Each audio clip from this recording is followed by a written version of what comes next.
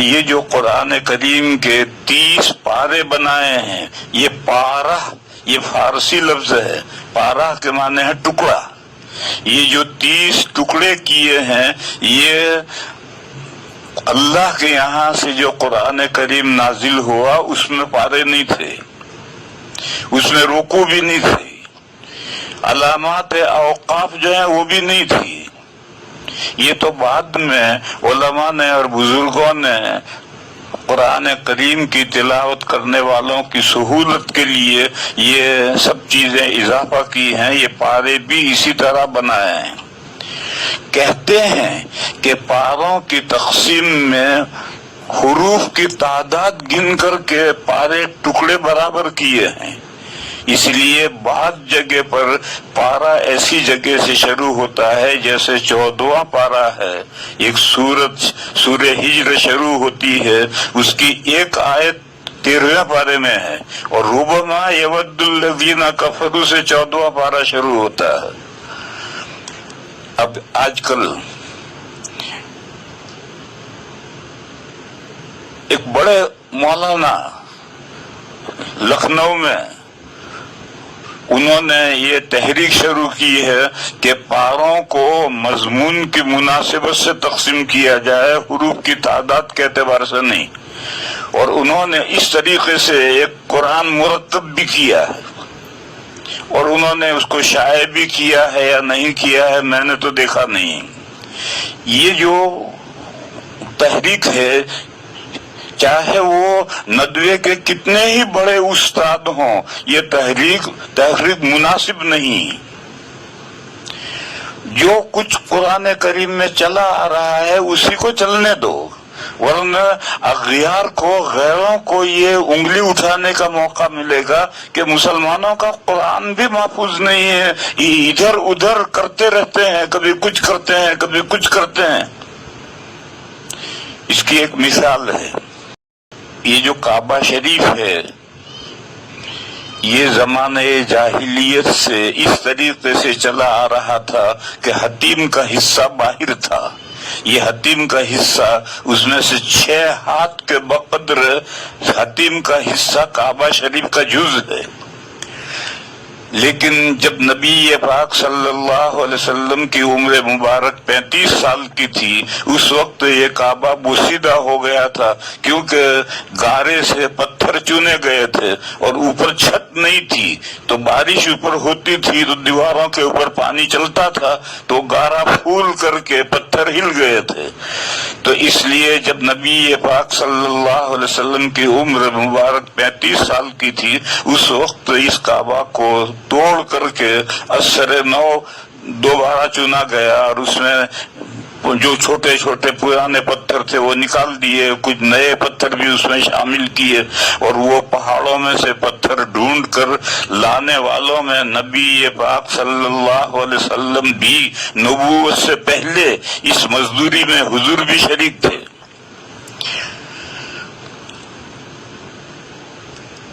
اس وقت جو چندہ ہوا تھا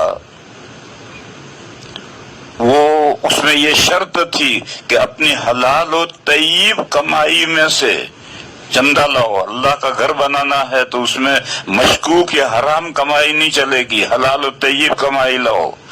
تو حلال و طیب کمائی کا جو چندہ اکٹھا ہوا وہ تھوڑا تھا، ناکافی تھا. تو جزیرت العرب میں چندہ نہیں کیا گیا، مکہ ہی میں چندہ کیا گیا، اور وہ چندہ ناکافی ہوا. تو یہ طے ہوا کہ کعبہ کا ایک حصہ نکال دو اور چھوٹا کعبہ بناؤ. تو حتیم کا حصہ نکال کر کے چھوٹا کعبہ بنایا. آج کل یہ مصیبت ہے کہ ایک بستی ہے، اس بستی میں 50-100 گھر ہیں. یہ 50-100 گھر والے ہر ایک اپنا گھر بنا سکتا ہے، لیکن اس گاؤں میں جب مسجد بنانے کا وقت آئے گا تو 100 گھر مل کر کے اللہ کا ایک گھر نہیں بنا سکتے. اس کے لیے چندہ ہوگا، پورے ضلع میں چندہ ہوگا، پورے صوبے میں چندہ ہوگا، پورے ملک میں چندہ ہوگا، بلکہ پوری دنیا میں چندہ ہوگا، بلکہ بہت دور دور لندن تک جا کر کے چندہ لائیں گے، اور اتنی بڑی شاندار مسجد بنائیں گے کہ گاؤں میں ویسا کوئی بھی گھر نہیں ہوگا ایسی مسجد بنائیں گے. یہ جو طریقہ آج کل مسجدوں کے تعلق سے چلا ہوا ہے یہ غلط طریقہ ہے. مسجد جب 100 آدمی مل کر اپنے گھر بنا سکتے ہیں تو 100 آدمی مل کر اللہ کا ایک گھر کیوں نہیں بنا سکتے؟ اور جیسے اپنے گھر ہیں ایسا ہی اللہ کا گھر.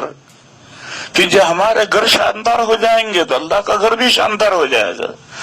آپ کو یہ معلوم ہوگا کہ جب نبی پاک صلی اللہ تعالی علیہ وسلم نے مدینہ میں ہجرت کے بعد مسجد نبوی بنائی ہے تو اس مسجد نبوی کی شکل کیا تھی؟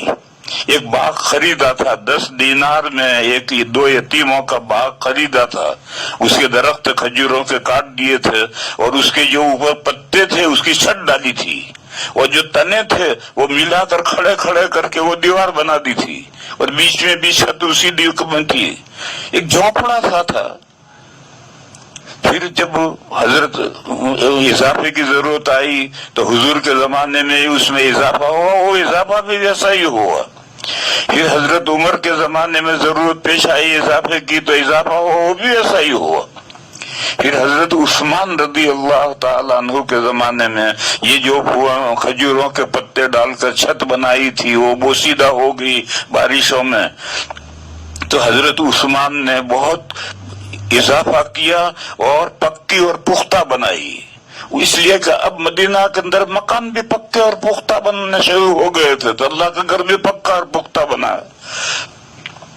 اس مثال میں مجھے یہ کہنا ہے کہ سارے گاؤں کے جیسے گھر ہیں اس سے کچھ شاندار اللہ کا گھر.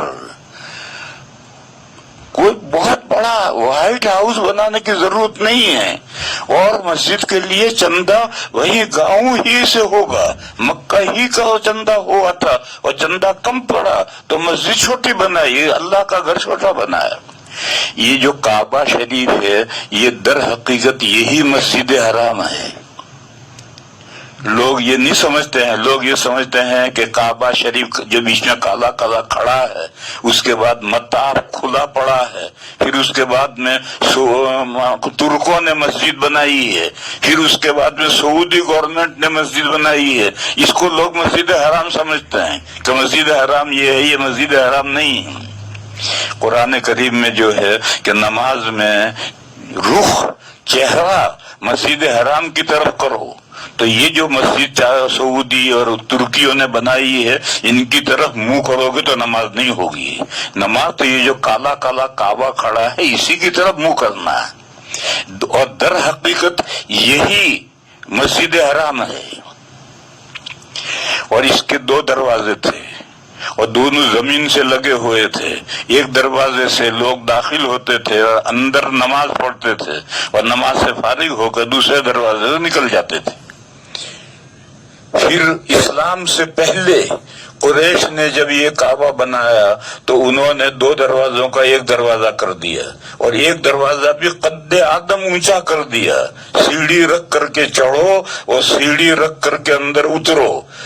اب وہ ان کا دربان وہاں بیٹھتا تھا اور رشوت لیتا تھا. 5 ریال پکڑاؤ گے تو وہ اوپر بلا کر کے اندر اتارے گا اور کچھ نہیں دو گے تو دھکا دے کے نیچے گرائے گا. یہ ترکوں نے یہ زمانے جاہلیت میں یہ عربوں نے یہ کر دیا. اسلام کا نبی پاک صلی اللہ علیہ وسلم کی جب عمر مبارک 35 سال کی تھی اس وقت حضور کو نبوت نہیں ملی تھی، اس لیے حضور نے جیسا پہلے سے بنا ہوا تھا اسی طرح سے عربوں نے بنایا، حضور بھی اس میں شریک ہوئے.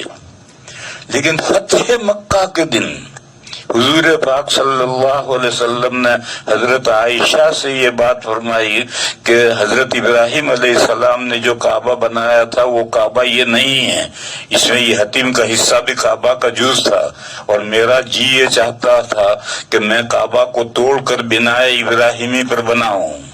لیکن پھر میں نے سوچا کہ ابھی مکہ والے نئے نئے مسلمان ہوئے ہیں، کہیں بدک نہ جائیں، وہ یہ سوچیں گے کہ اچھا نبی آیا کعبہ پر ہی کلاڑا چلا دیا، اس لیے میں فی الحال یہ کام نہیں کر رہا. پھر زمانہ بڑھتا چلا گیا، خلفاء راشدین کا دور چلا گیا، ان کے بعد میں پھر حضرت عبداللہ ابن زبیر خلیفہ بنے اور انہوں نے اپنا دارالسلطنت مکہ کو بنایا۔ تو انہوں نے حضرت عائشہ رضی اللہ تعالی عنہا سے، جو ان کی خالہ تھی، وہ اپنی خالہ سے انہوں نے حدیث سن رکھی تھی، تو انہوں نے یہ کعبہ شریف توڑ کر کے جیسا نبی پاک صلی اللہ علیہ وسلم کی خواہش تھی اس طریقے پر 2 دروازے کر دیے، زمین سے لگا دیے اور حتیم کا حصہ بھی کعبہ میں شامل کر دیا، کعبہ بن گیا۔